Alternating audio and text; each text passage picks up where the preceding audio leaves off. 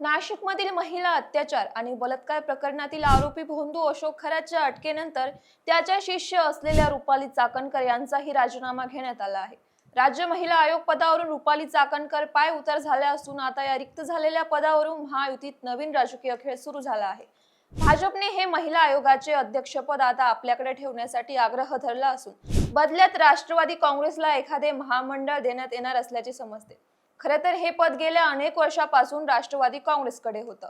चाकणकर यांनी ऑक्टोबर 2021 मध्ये हे पद स्वीकारलं होतं, पण भोंदू प्रकरणाने त्यांची इतकी बदनामी झाली की मुख्यमंत्री फडणवीस यांना अवघ्या 4 दिवसात राजीनामा घ्यावा लागला।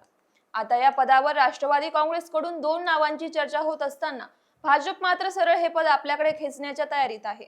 महिला आयोगाचे अध्यक्षपद हे संवेदनशील आणि राजकीय दृष्ट्या प्रभावशाली असल्याने भाजपला ते आपल्या निष्ठावान नेत्याकडे द्यायचे आहे। दुसऱ्या बाजूला राष्ट्रवादी काँग्रेस हे पद सहज सोडायला तयार नाही, त्यामुळेच बदल्यात महामंडळ देण्याची बोलणी सुरू असल्याचे सांगितले जाते। याशिवाय चाकणकर यांची राष्ट्रवादी महिला प्रदेशाध्यक्षपदी 31 मार्च पर्यंत जाण्याची शक्यता असल्याने एकाच वेळी त्या दोन्ही पदांवरून बाहेर होण्याची चिन्ह आहेत।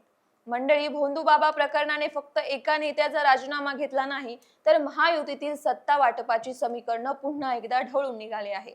हे पद शेवटी कुणाकडे जातं यावर महायुतीतील 3 पक्षांचे भवितव्य किती एकत्र आहे हे दिसून येईल।